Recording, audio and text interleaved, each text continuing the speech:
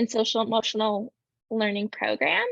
What this means is we offer 120 bite-sized tools that are designed to be implemented throughout the academic day. These are tools based on the practices of mindfulness, positive psychology, and positive self-talk. We do this intentionally because we know not every tool resonates with every student. And so we want to offer students this wide variety. We like to think of our tools as a buffet. Students are trying on, they're tasting what works best for them, and then implementing those in their daily lives. We also know that teachers are the first responders to student mental health in school. And so we really prioritize that our tools were built by teachers for teachers to make it accessible. And last but not least, we really pride ourselves on being a responsive organization. Our curriculum is translated into Spanish. And we also really iterate the curriculum every summer because we know that to be the most effective program, we also have to be the most relevant. So each summer, our director of programs, Gina, who was a teacher in Denver, she updates the curriculum based on student, family, and teacher feedback. And one of the ways we do this is our student task force, as Haley mentioned earlier. These are some of our members from this past summer. Our student task force actually edits 24 of our lessons. We pay them to work on the curriculum, and then they actually propose new tools. All of our student task force members attend Upstream schools, so they're really able to reflect back what their experience has been with the program in school and how we can make it better. And if you're wondering, like, are bite-sized tools really effective? How do we know this is working? We've been actually measuring Upstream since 2016, and our research partner actually came from Denver Public Schools Imaginarium Innovation Lab, which they used to have. And so we've been really trying to unpack, like, how effective are these tools and how do students use them? And so we know that actually bite-sized tools work. During the 2020-2021 school year, 70% of our Upstream students experienced a statistically significant reduction in their anxiety and stress. 70% is pretty extraordinary, in my opinion. We also know that students use these tools. So 1 in 3 of our Upstream students actually report using these tools outside of school, which I think is really important to name, right? Like, anxiety and stress is inevitable in our lives, and we need to know how to navigate them. And so the fact that students are using these beyond the classroom is really important to us as an organization. And we also know these tools help adults as well. So we've studied our tools' impact on educators, and we found that these tools actually help educators reduce their stress and increase their non-reactivity. And last but not least, like, these tools really support students' learning. And so this is a framework we love. It's called the Building Blocks for Learning, and it was developed by Dr. Brooke Brizard Stafford. She's the Vice President of Research to Practice at the Chan Zuckerberg Initiative. And she really wanted to understand, what do students need to achieve higher levels of learning? What is foundational for their success? And she found that these bottom 3 building blocks is what students need. And you'll see that they are attachment, stress management, and self-regulation. And so attachment, Upstream helps students develop healthy relationships with trusted adults. This program is giving them concrete tools to manage their stress and really foster self-regulation. And I'll be sure to have Leah send this case study on this framework because it's why schools use this program, right? Like, it really fosters this foundational building blocks. But like I said, as an organization, we believe the best way to know these tools is for you to experience them, internalize them in your own life, and be able to share them with your children. I think what we've heard from students is even just seeing adults model this in their own life is incredibly profound. So I'm going to offer a wide variety of strategies. You will have access to these strategies at the end of the talk, and just try them on. See if any of them resonate. It's okay if some don't. It's really just an invitational space to learn what works best for you and what you might think might resonate with your child. So the first tool I'm going to facilitate is called finger breathing. It comes from our mindfulness module. Um, and we love this tool because research has found that it takes 7 deep breaths to calm the nervous system. And in this tool, you're getting 10. So it's a really nice way to calm the nervous system. So to begin, I invite you to find a comfortable seat. Maybe you are already seated, but maybe be a little bit more intentional about how you're taking your seat. Maybe that means placing both feet on the floor. Maybe that means finding an upright spine. Maybe it means relaxing your shoulders down your back. Just take a moment to really take your seat. And once you've found that seat, I invite you to shift your gaze to your hands. Take a hold of your left thumb. Take an inhale through your nose. Pause at the top. Exhale out your mouth.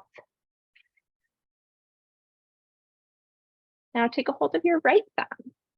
Inhale through your nose. Pause at the top. Exhale, let it all go. Now take a hold of your left pointer finger. Inhale through your nose. Pause at the top. Exhale, soften your shoulders. Next, take a hold of your right pointer finger. Take a big inhale through your nose. Pause. Exhale, soften your body. Now take a hold of your left middle finger. See if you can take a big expansive inhale through your nose. Pause. See if you can take an even bigger exhale out your mouth. Now take a hold of your right middle finger. Inhale through your nose. Pause. Exhale, relax your shoulders. Now take a hold of your left ring finger. Inhale through your nose. Pause. Exhale at your mouth. Now take a hold of your right ring finger. See if you can take a big, expansive inhale and feel your belly expand. Pause at the top. Exhale, feel your belly deflate. Take a hold of your left pinky finger. Inhale through your nose. Pause at the top. Exhale, soften your shoulders. Last but not least, take a hold of your right pinky finger. Inhale through your nose. Pause at the top. Exhale, let it all go. At the bottom of your exhale, release your hands and just take a moment to check in with yourself. Notice if anything shifted for you. Maybe your shoulders just feel more relaxed. Maybe your mind feels calmer. And maybe nothing shifted. And that's okay too. So that was our finger breathing tool. I jokingly used this tool very often in college because it was a sneaky tool. I could practice this tool and no one really knew I was calming myself down. So we have students reflect that back to us. It's a great tool before taking a test or during a sports game or before a performance because students can practice it without drawing attention to themselves. And again, access calming their nervous system by taking those 10 deep breaths. So that is finger breathing, and it is definitely one of our fan favorites. The next tool that I'm going to facilitate is called 3 Wins, and it's a writing-based tool. So if you have something to write with, maybe a piece of paper and pen, awesome. If you have your phone, awesome. If you have your laptop, great. Whatever you use, you're just going to write down What are 3 wins you can claim for today? And these can be small or big wins. I know it's only midday here in Colorado, but some of the wins I am claiming for myself is that I woke up today before my alarm clock. That felt like a major win. I unloaded the dishwasher before work. That also felt like a major win. And I had a really productive meeting with our director of programs, Gina. So just take about a minute to write down 3 or more wins you have experienced for today. Big or small, could be as simple as making your bed, getting an email sent that you've been avoiding. What are the first 3 things that come to mind?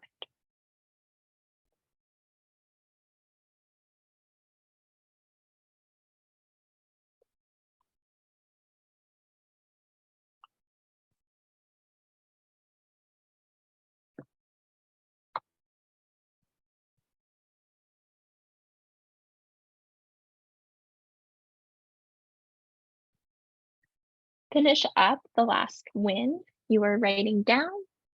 At Upstream, we like to say sharing is never required, but we always welcome it because we think we can learn a lot from each other's experiences. So if you feel called to do so, I invite you to write or type into the chat a win, one of your wins. And hopefully I'll be able to see that. So if you feel called to do so, type into the chat one of your wins. Took my dog for a walk before work. Haley, everyone ate a healthy breakfast. I love that.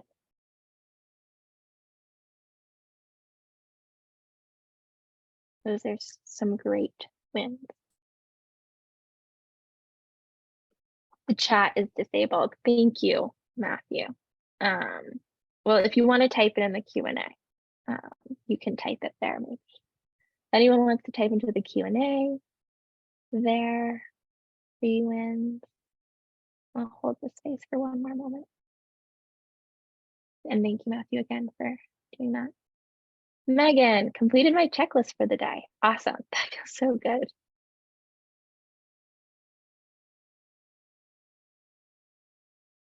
Thank you for sharing, Megan. Okay, we will journey forward. So our next tool is called Name It. And I'm really excited because this is a tool that is new to me and I'm excited to facilitate it for y'all.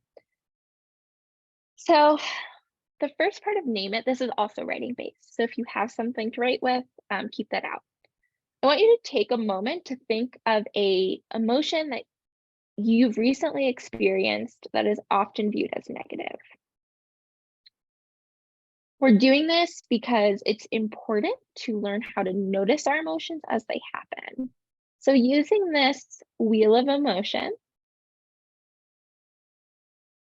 name an emotion you've recently experienced. What are you working with today? And then write it down. So the negative emotion I've recently experienced is stressed.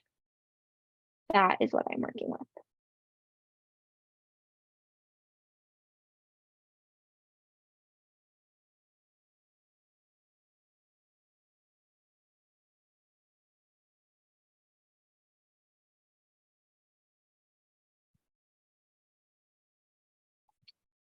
And now with that negative emotion, I want you to take about the next 30 seconds to write down what caused you to experience that emotion without overthinking it. What is the first thing that comes to mind? So I've been experiencing a lot of stress because we are a team of 3 and 2 of my team members have been away. And so I have been the sole active team member for our 64 schools and districts. So that has been causing me to experience some stress.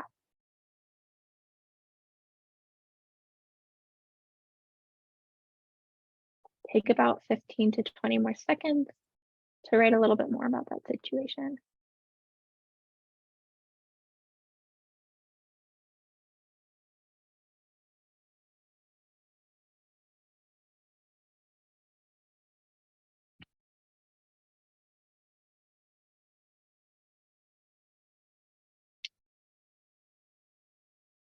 We're going to journey forward to the most important step.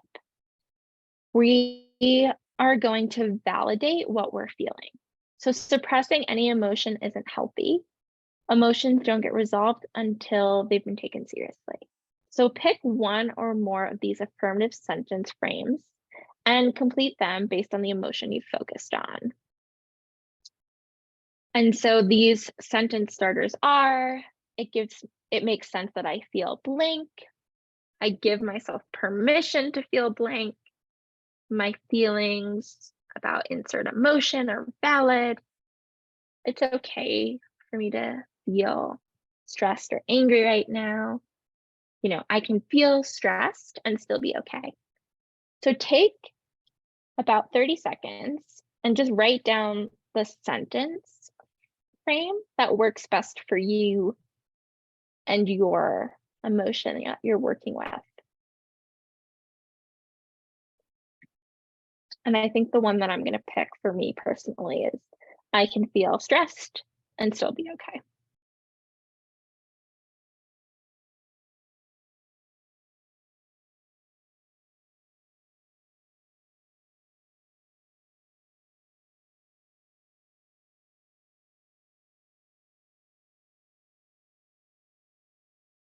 So that is our name it tool. You will also get access to it with all of these sentence starters. The next tool that I'm going to offer to y'all is called Go-To Self-Compassion Phrases. It is personally one of our most favorite tools as a team to practice. I think we used it the most during the pandemic. So our practice today will be to try on different phrases that help us feel a bit more self-compassionate when faced with a difficult emotion. To help us determine what works best for us, please think about a challenging moment you've recently experienced. Choose one that was tough, but is not too overwhelming or painful to write about. This could be related to school, family, friends, extracurricular activities. For me, the challenging situation I'm working with is we've gotten a couple of grant rejections recently. And I always feel really hard on myself when we've worked really hard in the grant and put our heart and soul into it, and then it gets rejected. So take a few moments to reflect on what is that challenging situation you're working with.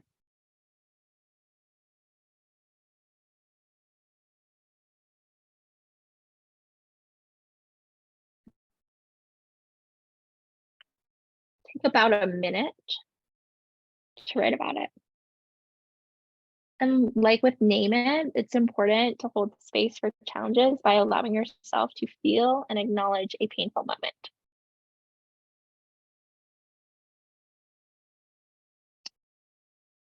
Megan, can you give another example? Absolutely. What is a challenging moment you've recently experienced?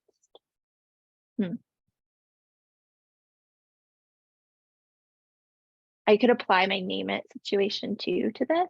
I've been challenged by not having the support of my team that I normally have. And for a student, a challenge might be, you know, they didn't get the grade that they worked really hard for.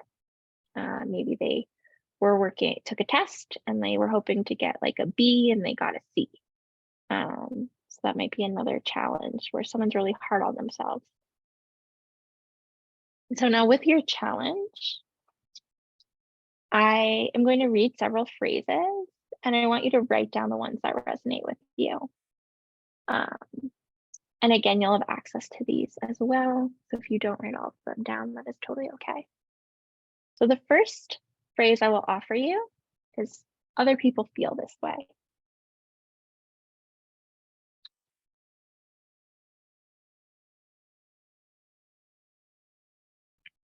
Second phrase I'll offer, we all struggle in our lives.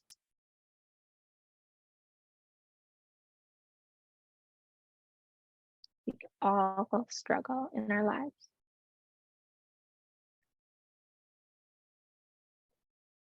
I am not alone.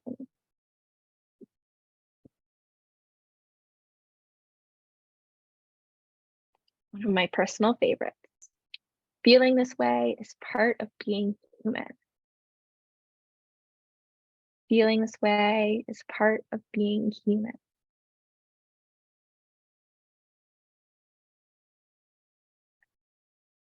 Challenges are a part of life.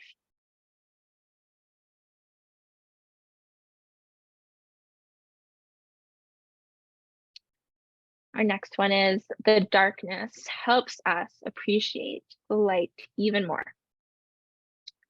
The darkness helps us appreciate the light even more.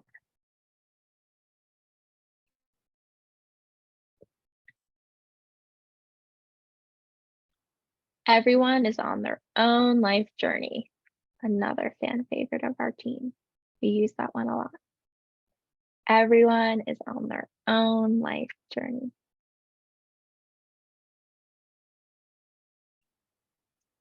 Things like this happen, and that's okay.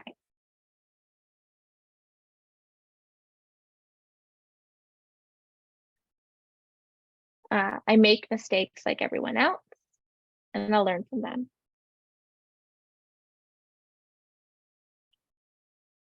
I make mistakes like everyone else, and I'll learn from them.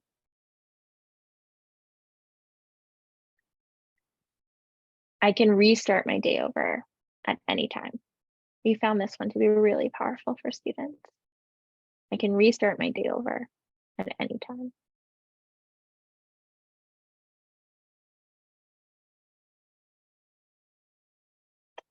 And our last phrase I'll offer is I'm doing the best I can. I like to add to that one, I'm doing the best I can, and that's enough. And so for my situation, being really hard on myself for these grant rejections, I really love things like this happen, and that's okay.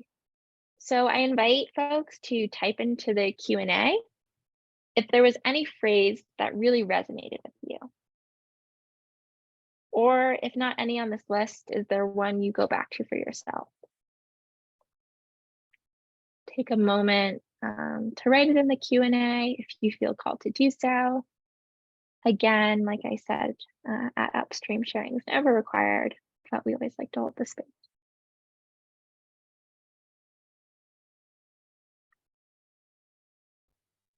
Julia, I can restart my day over at any time. Thank you. Anna, I'm doing my best, and that's good enough. I love that. Often use that one myself. Thank you for sharing.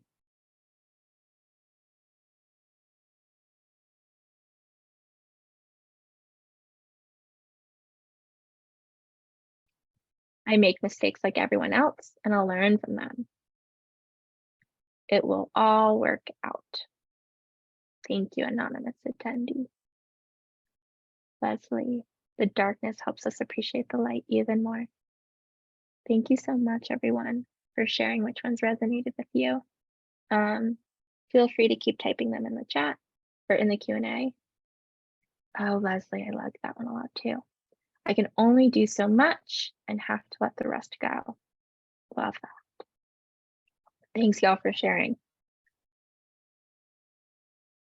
So the last tool we are going to practice for today is called Time Buffer. This is also rating based, so keep whatever you've been working with to navigate these tools out, whether that's your piece of paper and pen or a laptop or phone. And to practice Time Buffer, we're going to answer just 3 questions. So the first question is, what is something that is causing you stress?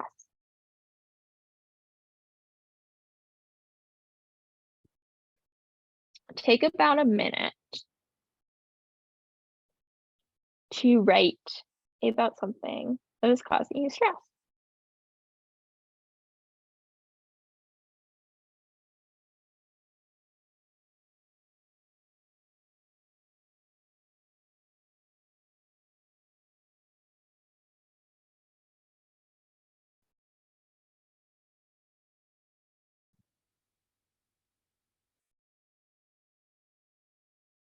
I recently got engaged, and my mom has a lot of opinions about what our wedding should be like.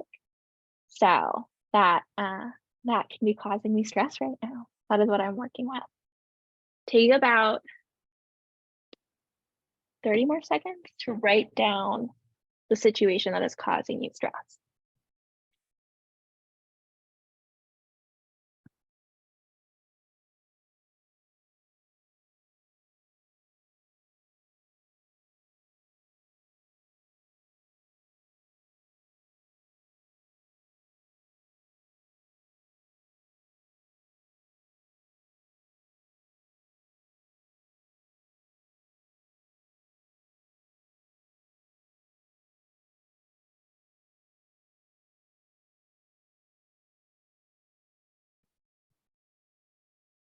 The next question is, what emotions or feelings are you experiencing in response to this particular stressor right now? You may be feeling angry, you may be feeling sad, you may be feeling scared. The emotion I'm working with is frustration. I feel frustrated. So take about the next 30 seconds to write down your emotions or your feelings around your particular stressor.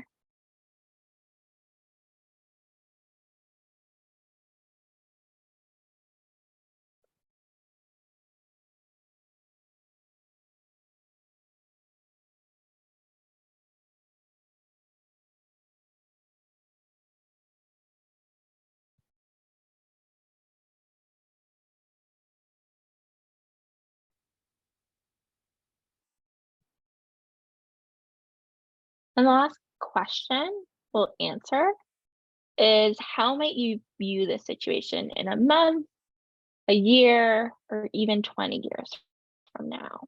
Take about a minute to write down your response. How might you view this situation in a month, a year, or even 20 years from now?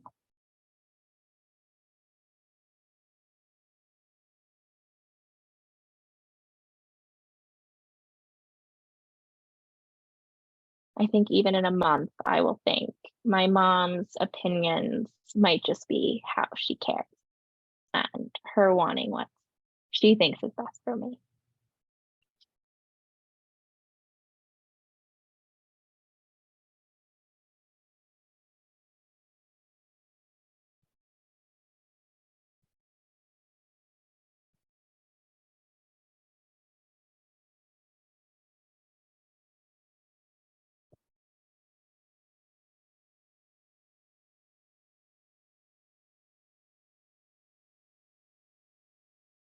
Wrap up that last sentence or bullet point you're working on, and that was time buffer.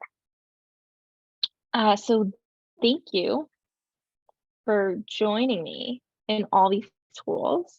As I said at the beginning, we really believe that not every tool is for everyone, and like all these tools are just learning what works best for you.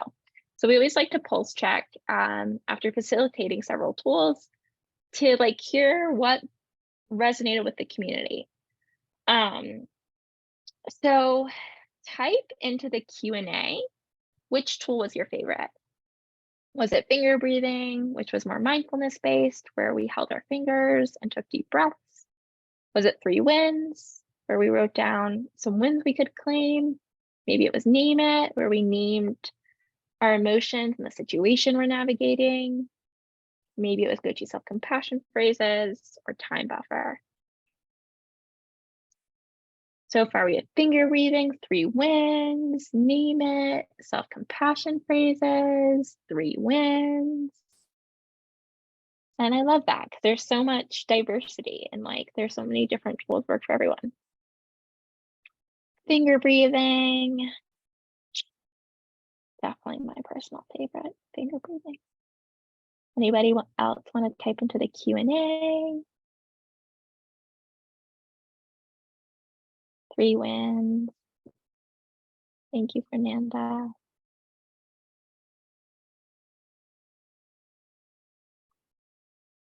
So pretty much, everyone really liked finger breathing, 3 wins, name it, go to self-compassion phrases. We haven't had anyone for time buffer, which is totally okay. It goes to show us that not every tool works for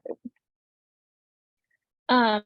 And so to support y'all in, using these tools with your students, we are going to offer y'all our at-home toolkit. So it's all of these tools that we just practiced that you can use with your students.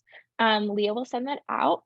Also every month, usually it's the first Tuesday of every month, but this month for April, it will be the second Tuesday of every month. We actually do a free virtual wellness session for students, educators, and families with our program advisory board member, Brittany Simone Anderson. It's free to the community, and Britt facilitates breath work or gentle yoga or mindfulness. This month, she's going to be facilitating some gentle yoga and breath work around resilience. So we'll be sure to share the sign up with you for that. It's Tuesday, April 11th at 5 p.m. Mountain Time. Another incredible resource that we'll share is UCLA's Center for Child Anxiety is an incredible resource. I really wish they existed when I was a kid because I feel like my parents just would have had a lot more knowledge and resources. So they have a lot of blogs of how to support your children. They do a lot of trainings. We will send that to you as well. As I mentioned earlier, from UCLA Cares, Dr. Catherine Mogul has a really beautiful talk on how to support students with anxiety amidst trauma and tragedy. We will send that to you as well. And last but not least, we will also share with y'all the Mindful Self-Compassion website. So if you want to dive more into the self-compassion work, there are different trainings or just classes you can take if that's of interest to you. Before we get into questions, and I know I went very speedy through this presentation, I just want to share this poem and quote from Young Pueblo that our team really loves, and we always find it really helpful. It's called Essentials for Happiness. Say no to harmful habits, learn to embrace change. Ups and downs are natural. Do not compromise your rest. Be open to quality friendships. See challenges as opportunities. Say yes to things that feel right. Mental calmness solves problems. All great things take time to build, and generosity supports peace of mind. So I hope you carry these essentials for happiness as we enter this spring season. If you have any questions about our program or what schools we're in about 32 DPS schools, including DSST and Strive Prep schools. Please feel free to email me, but I will stop sharing and answer any questions. So feel free to type into the Q&A if you have any questions for me. And thank you, Chelsea. I'm really excited to hear that you're going to use these tools. I'll take the next 10 minutes to answer questions.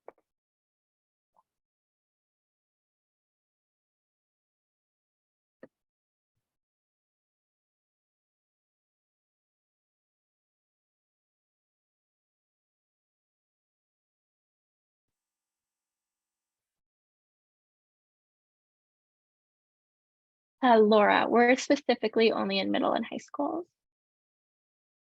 Great question. Thank you for answering.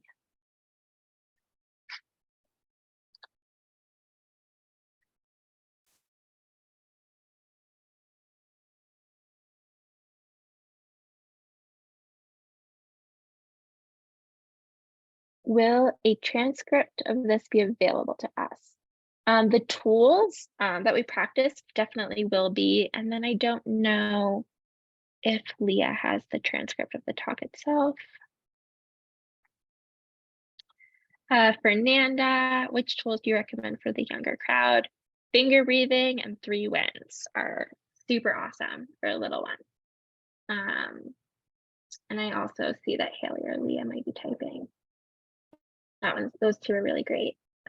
Megan, yeah, we do, I should say we do have some elementary school educators that use our tools.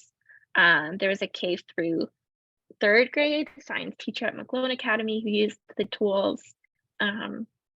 So they're definitely can be modified to younger grades. They were just intentionally, we made them for middle and high school because we just found that there wasn't a lot of resources for them. So in short, Megan, yeah, we would invite 5th grade teachers to get access to the tools. Laura, is there a DPS initiative to make this more accessible throughout the district? I sure hope so. We're working on it with the district, but I can make sure Leah also sends out which schools have access. And if you want your child's school to have access, we can definitely, we can work on that, advocating for that. Anna, thank you for joining us. Our anonymous attendee. Do you use these tools mostly when anxiety has already set in, or are these recommended for prevention? These are great for both.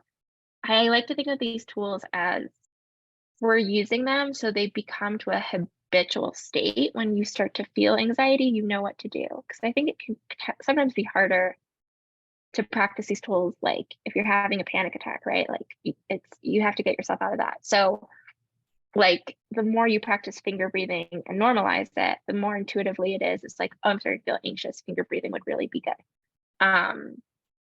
So I think it's best to use preventatively than to meet the moment of when you are in crisis. And like my tools that are my personal favorite for anxiety, personally for me, I like breathing based tools more. That just has always worked better for me because I feel like I can't take a deep breath when I'm anxious. And so slowing my breath down has always really helped me. But for our director of programs, Gina, she likes the writing based tools more because it helps her process. That was a little tangent. Sorry, anonymous attendee, but that's what I would answer. Meredith, any guidance or resource related to anxiety and technology/video games for young kids, their effect on anxiety and helping kids navigate as they grow? Go to UCLA Cares' website. We'll send it to y'all. They have an amazing wealth of resources on social media for young folks and anxiety and also technology. So they've written a lot of blog posts and have a lot of parent guides for this. So I think they would be the best resource for your question. Thank you for asking that. Thank you, Laura. Anybody else have any other questions?